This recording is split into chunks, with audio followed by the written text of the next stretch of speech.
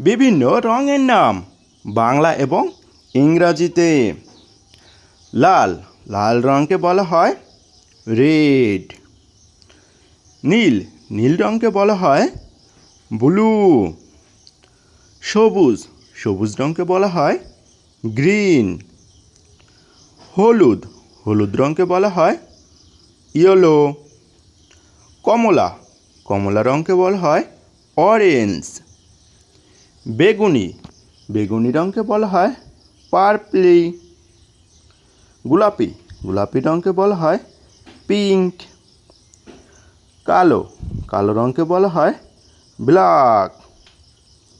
সাদা, সাদা রঙকে বলা হয় হোয়াইট। বাদামি, বাদামি রঙকে বলা হয় ব্রাউন। ধূসর, ধূসর রঙকে বলা হয় গ্রে। সোনালি, সোনালি রঙকে বলা হয় গোল্ড। রূপালি, রূপালি রঙকে বলা হয় সিলভার। আকাশি, আকাশি রঙকে বলা হয় স্কাই ব্লু।